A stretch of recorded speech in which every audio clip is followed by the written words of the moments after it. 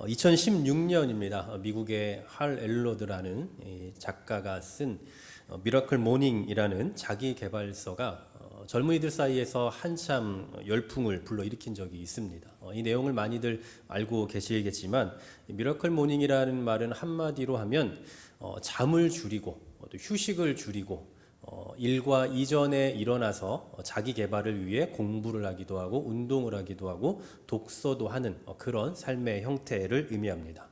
굳이 이렇게까지 할 필요가 있나 싶지만 이런 생활 패턴을 통해서 자기가 얻게 되는 그 유익을 경험하게 되면 아무리 피곤하고 아무리 힘들어도 이러한 패턴의 삶을 계속 유지하게 됩니다.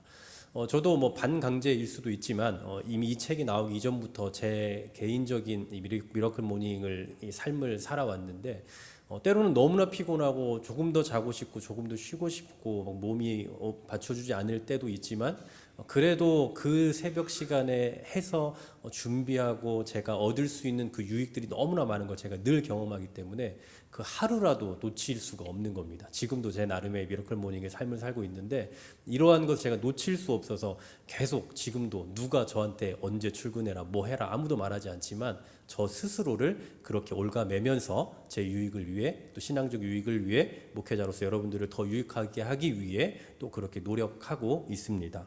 아마 여러분 중에도 이런 생각 때문에 비록 힘들고 피곤하고 어렵지만 그래도 내가 스스로 발전되고 있는 걸 너무나 많이 느끼기 때문에 각자의 미러클 모닝을 또 살아가고 계시리라 생각이 됩니다. 조금 더 발전하기 위해 더 나아지기 위해 쉼을 줄이고 잠을 줄일 수밖에 없다라는 것. 그래서 그것을 통해서라도 내가 더 많은 것들을 경험하고 누리고 유익을 누릴 수 있다라는 걸 알기 때문에 그렇게 살게 되는 거죠. 또 반대로 좀 생각해 보면 긍정적으로요. 피곤한 만큼 피곤하고 또 어려운 만큼 내 육신이 너무나 지치는 그런 어려움들이 있지만 그것 못지않게 내가 얻을 수 있는 것이 너무나 많은 거죠. 개발되고 있는 것을 너무나 많이 느끼게 된다라는 겁니다. 쉽게 말하면 몸이 손해보고 있지만 그러나 그 외에 누릴 수 있는 유익이 너무나 많다라는 거예요. 왜 이런 말씀을 드리느냐 하면 우리 신앙생활 가운데서도 이와 같이 내 삶에 분명한 손해가 발생한다는 것을 알면서도 그것을 책임지고 책임감을 갖고 하게 되는 혹은 해야 하는 것이 있다라는 것을 말씀드리기 위해서입니다. 그게 뭘까요? 바로 헌금입니다. 헌금을 드리면 당연히 내 지갑은 손해가 되죠. 하지만 그러더라도 그리스도인으로서 어떤 책임을 가지고 해야 하는 또는 하게 되는 것이 바로 이 헌금입니다. 사실 이 헌금이라는 주제는 굉장히 민감한 주제입니다. 안티크리스천들이 교회는 돈을 밝힌다라고 그렇게 물고 늘어지는 근거를 제공하는 일일 수도 있고요. 또 그리스도인 비그리스도인들을 막론하고 누구든 교회 안에서의 행위들 가운데 가장 많은 오해를 하게 되는 오해를 받는 일 중에 하나이기도 합니다. 아마도 지금 제가 헌금이라는 이 설교를 하겠다라고 얘기를 했을 때에 목사님도 돈 얘기하네 라고 생각하는 분들이 계실지도 모르겠습니다. 그럼에도 불구하고 이 헌금은 예배의 요소 중에 빼놓을 수 없이 너무나 중요한 요소이기 때문에 한 번쯤은 다뤄야 하는 그런 주제입니다. 그래서 오늘은 조금 민감하고 조금 예민한 주제일 수도 있으나 우리가 왜 헌금을 해야 하는지 그리고 또 헌금을 어떻게 해야 하는지에 대해서 좀 생각을 해보고자 합니다. 오늘 이 주제를 여러분과 조금 더 쉽게 편안하게 나눌 수 있는 방법을 좀 고민하다가 어떤 주제, 이 주제를 좀 더 쉽게 설명할 수 있는 방법이 뭘까를 고민하면서 인터넷에 헌금 예화를 좀 쳐봤어요. 그랬더니 하나같이 이런 겁니다. 없는 형편 가운데 하나님 앞에 더 많은 걸 드렸더니 하나님이 더 복을 주셔서 더 잘 되고 사업도 번창하고 집도 더 커졌다. 이런 류의 예화들이었어요. 솔직히 저는 이런 예화를 좋아하진 않습니다. 만일 이런 상황들을 일반화시킨다면 그렇다면은 헌금을 잘 드리고도 가난한 사람은 뭐가 되는 겁니까? 아직 헌신이 부족한가요? 더 많은 것을 드려야 되는 겁니까? 그런 건 아닐 거예요. 그래서 이 헌금이라는 것은 결과론적인 측면에서 이야기할 수 있는 게 절대 아닌 거죠. 그러면 이거 하나는 좀 분명히 하고 시작해야 될 것 같습니다.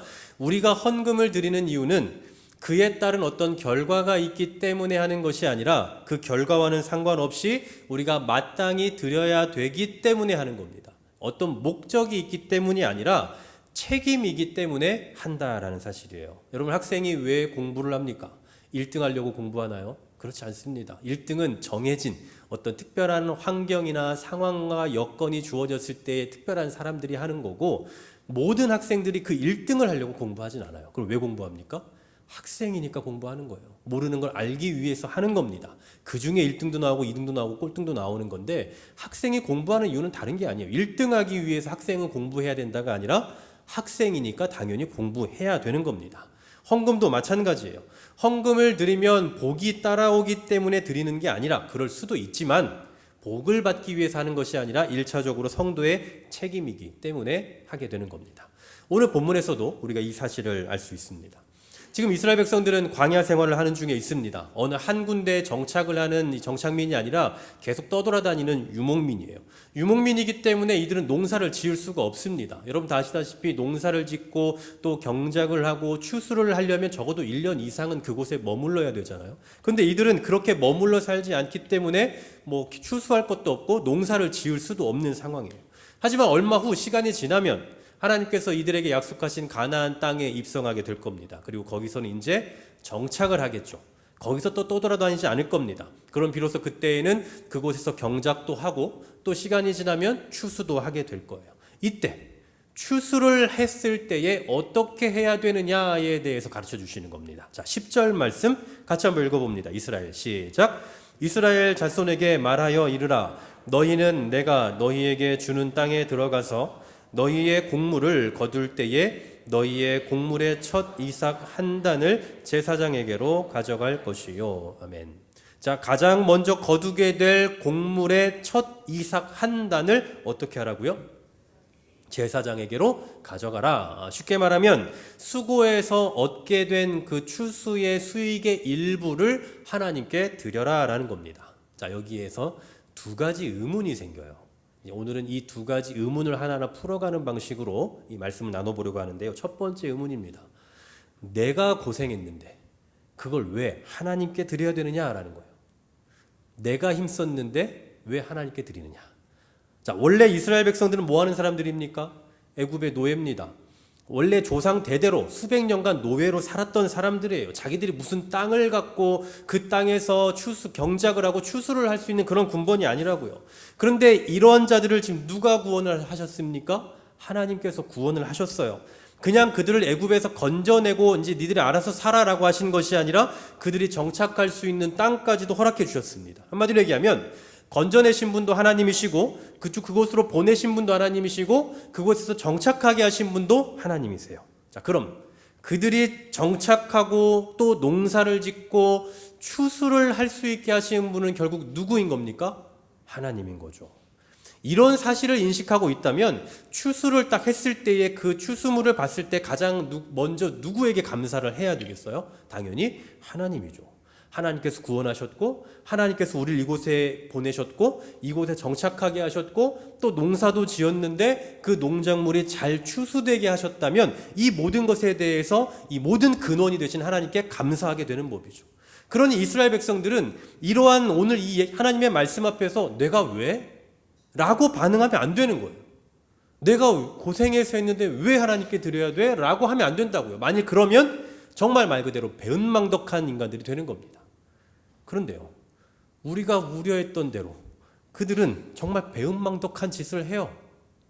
하나님께서 이렇게 구원해 주셨고 하나님께서 이렇게 추수할 수 있게 하셨는데 하나님께 감사하는 것이 아니라 이 인간들은 풍요의 신이라고 여겨지는 그 신을 섬기고요. 그리고 농사를 주관하는 신이라 여겨지는 그 우상을 섬기고 또 때로는 날씨를 주관하는 신이라 여겨지는 그 우상을 섬깁니다. 그것들을 섬기고 의지하고 때로는 그것들에게 제물을 바치기까지 해요. 여러분 호세아서 13장 6절에서 이렇게 말씀을 합니다. 그들이 먹여준 대로 배가 불렀고 배가 부르니 그들의 마음이 교만하여 이로 말미암아 나를 잊었느니라. 기가 막힌 표현입니다. 하나님으로 인해 배가 불렀어요. 그러면 감사할 줄 알아야 되는데 오히려 어떻다고요? 하나님 앞에서 교만해졌다고요. 하나님을 잊어버렸다고요. 또 예레미야 2장 13절입니다. 내 백성이 두 가지 악을 행하였나니 곧 그들이 생수의 근원되는 나를 버린 것과 라고 말씀하죠. 하나님은 그들에게 있어서 생수의 근원과도 같은 분이거든요. 그들이 살 수 있는 모든 근원, 그리고 그들이 살아가면서 누릴 수 있는 그 모든 자원, 이것들이 결국 누구에서부터 나왔다고요? 하나님에게서부터 나왔다고요. 그런데 그 근원을 어떻게 했습니까? 버렸다고 말씀하죠. 결국 추수를 한 수확물의 일부를 드려라 라는 것은 뭘 얘기하고 싶은 겁니까? 이 모든 근원이 어디에서 나왔는지를 기억해라 라는 거예요. 이 모든 자원이 하나님께로부터 나왔다라는 그 신앙의 고백을 가져야 된다라는 겁니다. 하나님이 아니면 이것들을 내가 도무지 얻을 수 없다라는 그런 신앙의 고백이 담겨 있다라는 거죠. 자, 그럼 이러한 상황을 우리의 헌금 생활에 대입시켜 한번 생각해 볼까요? 여러분, 우리가 한 달 동안 정말 애써서 일을 합니다. 정말 고생스럽게 일을 하죠. 때로는 아프기도 하고, 때로는 스트레스를 받기도 하고, 때로는 정말 너무 일에 치여서 가족도 못 챙기고, 워라벨이 어디 있습니까? 그냥 그런 것 없이 죽어라 일만 하다가 겨우겨우 받아내는 게 월급이에요. 그런데 이렇게 수고해서 얻은 그 수익의 일부를 하나님께 드리는 이유는 뭡니까? 하나님께서 모든 환경과 상황을 주장하지 않으시면 이조차도 내가 얻을 수 없다라는 것을 믿기 때문인 거예요. 그러니까 내가 힘들게 고생했고 내가 스트레스 받고 내가 애쓴 건 맞지만, 그러나 그조차도, 그런 상황조차도 허락하신 하나님의 은혜가 아니었으면 이것조차도 내가 얻을 수 없다라는 그러한 확신을 갖게 된다라는 겁니다. 여러분, 실제로 그렇습니다. 내가 그렇게 고생한 것 같지만 그 고생스러움 속에서도 내가 견디고 버티고 살아내게 해주신 분은 누구예요? 하나님이에요. 너무나 어려움이 많고 온갖 어려움과 난관이 있지만 그 가운데서도 견뎌낼 수 있도록 나를 붙드시고 우리 가정을 인도하신 분은 누굽니까? 하나님인 거죠. 여러분, 그뿐인 줄 아십니까? 우리가 매일같이 지금 이 순간에도 산소를 공급받고 있잖아요. 여러분, 이번 달 산소비 내셨나요? 아무도 산소비 내지 않아요. 여러분, 지구는 자전과 공전으로 인해 우리 눈에 보이지 않지만 돌고 있습니다. 근데 여러분, 지금 돌고 계십니까? 우리에겐 중력이라는 게 있어요. 여러분, 이번 달 중력 비용 내셨습니까? 우리가 비타민 C는 다 돈 내고 사서 먹잖아요. 근데 우리에게 무한대의 비타민 D를 제공해주는 태양이 존재하고 있습니다. 여러분, 비타민 D 비용 내신 적 있으십니까? 집에서나 우리가 교회에서나 환하게 지내려고 전기세 내면서 이렇게 전기불을 켜고 있어요. 돈 내면서 하고 있다고요. 근데 하루에 절반 이상을 이렇게 환하게 비춰주는 태양을 우리에게 주셨는데 그 태양빛 값 낼 생각해 본 적 있으십니까? 한 번도 없죠. 이렇게 생각해보면 우리의 삶의 여정 속에서 우리가 하나님 앞에 감사해야 될 것이 수도 없이 많이 있어요. 이 모든 것들이 하나님의 돌보심이요, 그리고 은혜로 말미암음을 고백하는 그 신앙의 자세가 무엇으로 표현이 되느냐? 바로 우리가 가장 소중히 여기는 그 재물을 하나님 앞에 드리는 것으로 표현되는 겁니다. 이스라엘 백성들이 추수한 것의 일부를 하나님 앞에 드려야 했던 이유도 바로 여기에 있는 거죠. 하나님의 구속하심으로 가나안에 정착을 했고, 그리고 하나님의 은혜로 살고 있음을 고백하는 그 믿음의 행위가 이 일부를 드리는 행위를 통해서 드러나게 되는 겁니다. 그러므로 이 행위는 내가 하나님의 은혜로 살고 있습니다. 하나님의 도우심이 아니면 나는 살 수 없습니다. 라는 그런 신앙의 고백이고, 그리고 나는 여전히 하나님을 의존하며 살아가겠습니다. 라는 그러한 믿음의 고백의 행위인 겁니다. 바라기는 우리가 매주 드리는 예물이 그냥 습관적으로 일정 금액을 담아서 드리는 것이 아니라 정말 이 은혜의 근원을 기억하면서 드리는 예물이 되었으면 참 좋겠습니다. 우리가 다음 주는 또 추수감사주일이에요. 그래서 우리가 추수감사절 하면 매년 절기가 되면 우리가 일반적으로 가정별로 아니면 개인별로 정해진 금액들을 많이들 들이십니다. 그것도 좋겠지만 적어도 한 해 동안 하나님께서 내 삶을, 우리의 삶을 지켜 보호하신 그 은혜가 어떠한지를 좀 측량해보고 그렇게 셈해보고 그에 따른 감사의 고백과 마음을 담아서 드리면 어떨까라는 생각을 해봐요.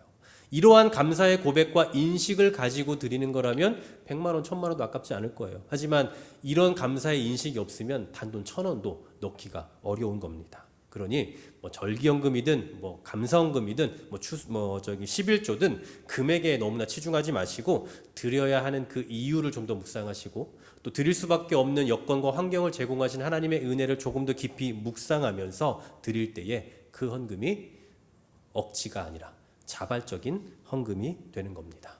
이러한 예물, 이런 마음을 담아서 깊은 묵상 가운데서 하나님 앞에 드릴 줄 아는 우리 한길교회 되기를 간절히 소망합니다. 두 번째로 궁금한 건요. 하나님께서 이걸 다 주셨다. 알겠어요. 그러면 그렇게 주신 것에 대해서 우리가 더 많은 것을 하나님 앞에 드려야 되는데 왜 그 중에 일부만 드리느냐라는 궁금증이에요. 앞서 얘기한 것대로 하나님께서 우리에게 다 주셨다면서요. 그러면 하나님께 더 많은 걸 드려야 되지 않냐고요. 근데 왜 그 중에 일부만 드리냐는 겁니다. 자, 다시 한번 10절 하반절 말씀 보시면 이렇게 말씀합니다. 너희의 곡물의 첫 이삭 한 단을 제사장에게로 가져갈 것이요. 자, 곡물을 거뒀습니다. 그럼 그 중에서 지금 얼마를 하나님께 드리나 봤더니 첫 이삭 한 단이에요. 2단도 아니고 10단도 아니고 그냥 딱 한 단. 하나님이 이 땅을 주셨으면, 이 땅과 그리고 추수할 수 있는 여력과 모든 상황을 우리에게 주셨으면 한 10단 정도? 아니면 절반 이상 드려라. 이렇게 말씀하실 법도 한데 왜 하나만 드리라고 이야기하고 있냐라는 거예요. 먼저 우리가 생각해야 될 것이 뭐냐? 하나님은 우리의 것을 다 빼앗고 싶어 안달나신 분 아니라는 겁니다. 하나님은 우리의 재물을, 우리의 능력을 막 부러워하시고 질투하시고 어떻게든 조금 더 내가 가져가야겠다라고 생각하시는 분이 절대 아니라고요. 대신에 하나님께서 우리에게 원하시는 건 뭐냐? 이 모든 것을 주신 분이 하나님이라는 그 인식에서 출발하기를 원하셔요. 자, 신명기 8장 18절 제가 읽어드릴게요.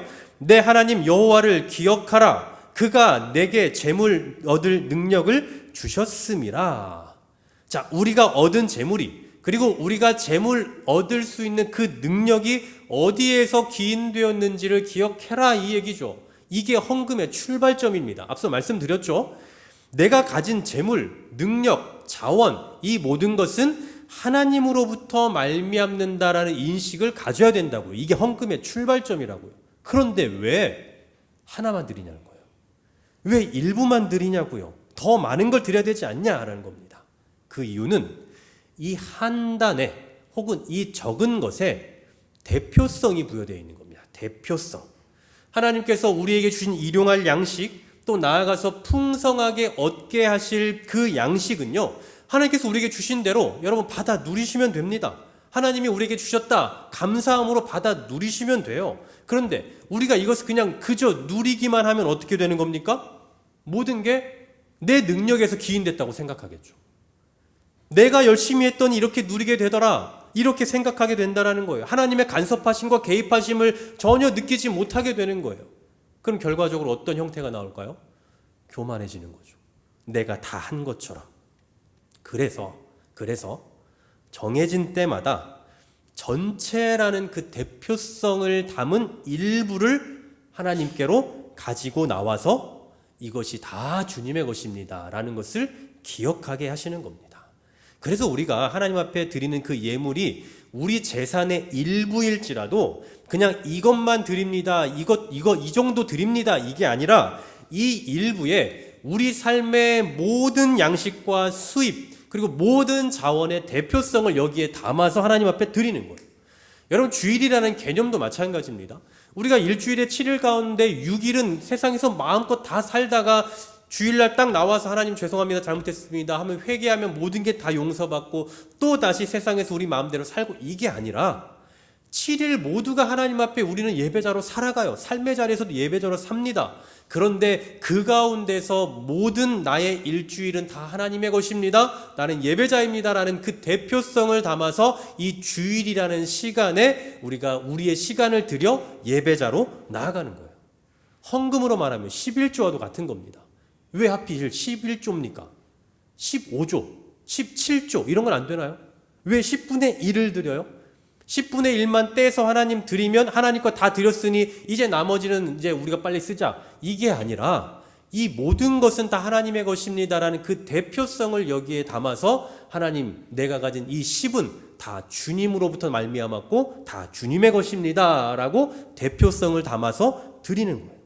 그러니 헌금의 핵심은 바로 여기에 있는 겁니다. 이건 내 거고 이건 하나님의 것, 이게 아니라 이 모든 건 다 하나님의 것입니다 라는 그 대표성을 이 일부에 담아서 하나님 앞에 드리는 거예요. 여러분 역대상 29장 14절에 보시면 다윗이 이렇게 고백합니다. 우리 같이 한번 읽어보겠습니다. 나와 시작. 나와 내 백성이 무엇이기에 이처럼 즐거운 마음으로 드릴 힘이 있었나이까. 모든 것이 주께로 말미암아 싸우니 우리가 주의 손에서 받은 것으로 주께 드렸을 뿐이니이다. 아멘. 잘 보십시오. 저 노란색으로 제가 체크해 놓은 모든 것이 주께로 말미암아 싸우니 우리가 주의 손에서 받은 것으로 주께 드렸을 뿐입니다. 우리가 이 대단한 걸 주님께 드리고 있습니다가 아니라 우리가 마땅히 받은 것을 그냥 주께 드렸을 뿐인 겁니다 라고 표현하고 있어요. 이게 바로 성도가 하나님 앞에 예물을 드릴 때에 가져야 되는 가장 기본적인 마음가짐입니다. 모든 것은 주님으로 말미암았다. 그래서 우리가 주께 받은 것을 주님께 드릴 뿐인 것입니다. 이런 인식을 담아 드릴 때에 이 예물은 부담이 아니라 당연함이 되는 것입니다. 이처럼 모든 것은 하나님으로부터 말미암습니다 라는 인식, 그리고 내가 가진 모든 것은 하나님의 것입니다 라는 그 대표성을 담은 것, 이게 바로 헌금인데요. 사실 이 헌금이라는 단어 그 자체는요, 이러한 앞서 우리가 살펴봤던 이 두 가지의 인식을 다 담기에는 좀 부적절한 표현이 될 수도 있습니다. 왜냐하면 헌금이라는 단어는 그냥 말 그대로 돈을 드린다라는 그런 표현이 되잖아요. 그래서 헌금이라는 표현보다는 받들어 드린다라는 의미의 봉헌이라는 이 단어를 많이 쓰기도 합니다. 하지만 헌금이든 봉헌이든 이 행위에 담고 있는 혹은 담아야 하는 의식을 잘 표현해주고 있는 단어 하나가 있어요. 제가 그걸 소개를 해드리려고 합니다. 아주 중요한 얘기예요. 그 단어는 바로 헌상입니다. 헌상. 헌상이란 단어는 뭐냐? 위로 올려드린다는 뜻이죠. 하나님께 올려드린다. 자, 뭘 올려드립니까? 단순히 돈을 올려드린다 라고 말해버리면 그러면 우리가 그동안 늘 인식하고 있는 것과 같은 헌금이라는 단어로 국한이 되겠죠. 왜냐하면 돈을 올려드리는 거니까. 하지만 우리가 하나님께 올려드려야 되는 가장 중요한 건 뭐냐? 돈이 아니라 바로 우리 자신입니다.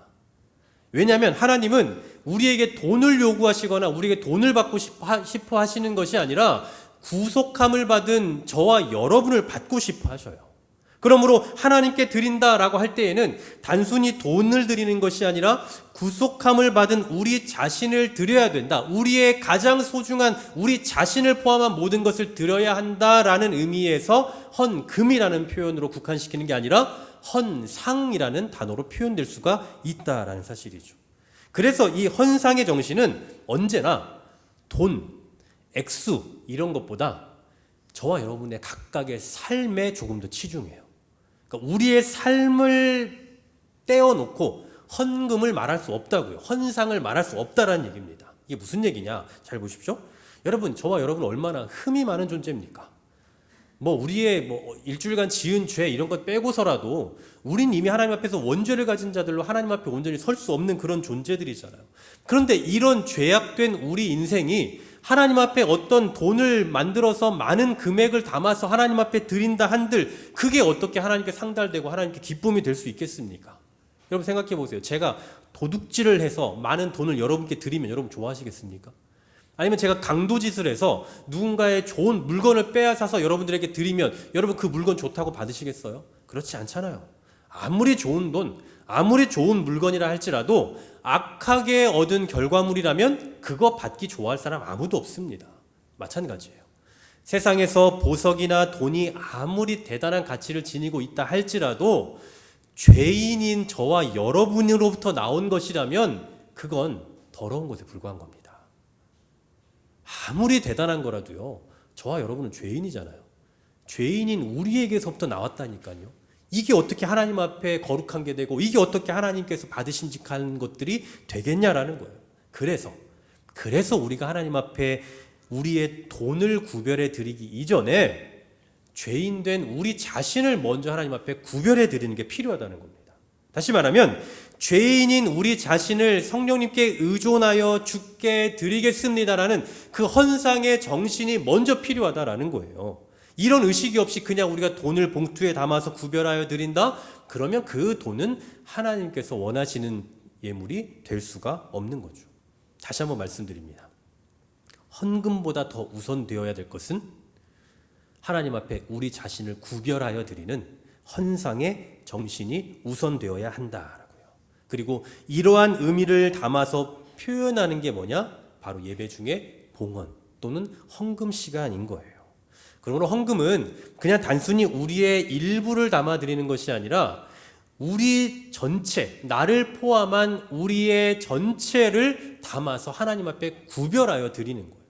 우리가 앞서 제가 말씀드렸던 것처럼 우리의 소유의 일부를 드린다, 대표성을 가지고 드린다라고 말씀드렸을 때에 여기서 말하는 내 소유는 우리의 가정 경제 아니면 돈 이런 것으로 국한되는 게 아니라고요.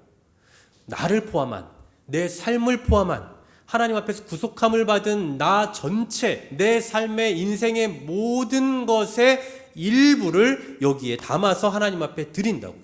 이게 바로 헌상의 정신이다라는 겁니다. 바로 이러한 정신을 가장 잘 드러내주는 성경 구절이 있어요. 로마서 12장 1절 말씀. 너무나 잘 아는 말씀인데 같이 한번 읽어볼까요? 시작. 그러므로 형제들아 내가 하나님의 모든 자비하심으로 너희를 권하노니 너희 몸을 하나님이 기뻐하시는 거룩한 산 제물로 드리라.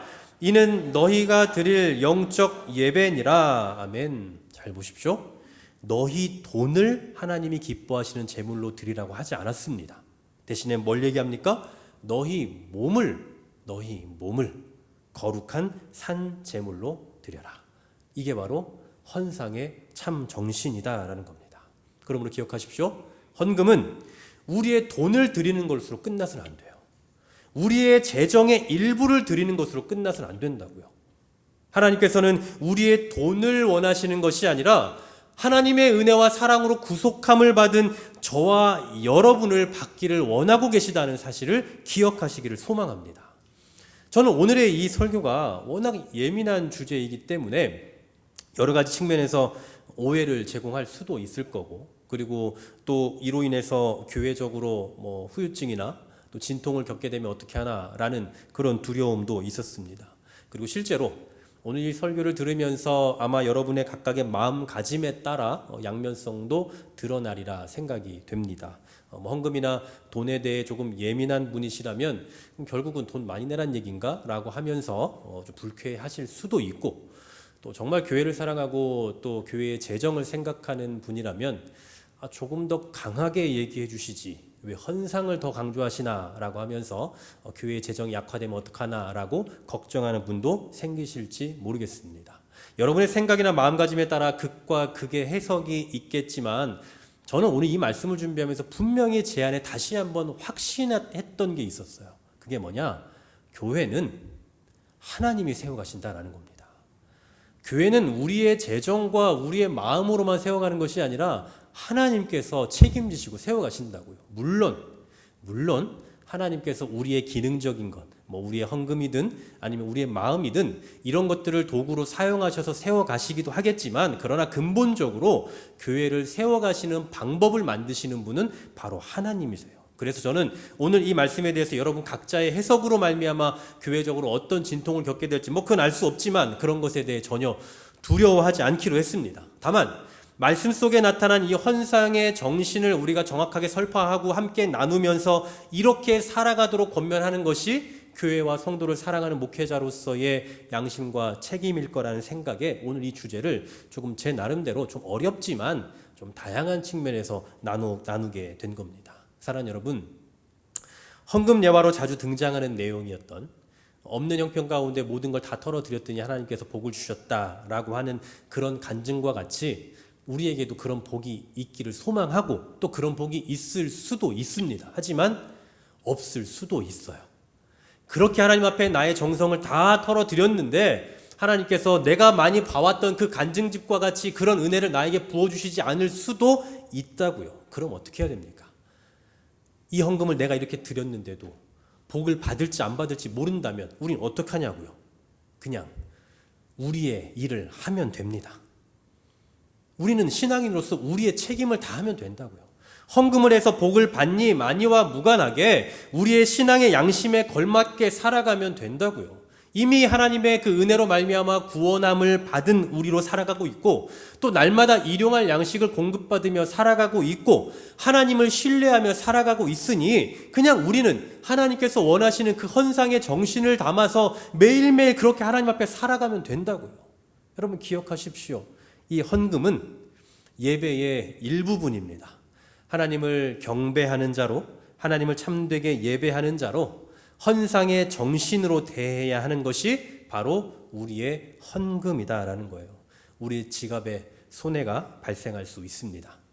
그리고 우리 가정 경제에 뭐 막대한 건 아니겠지만 어쨌든 작은 손해가 발생할 수도 있습니다. 그러나 그마저도 하나님 앞에 예배가 될 수 있다면 그러면 우리는 그조차도 감내해 나갈 수 있어야 되는 겁니다. 왜냐하면 우리는 예배자이기 때문입니다.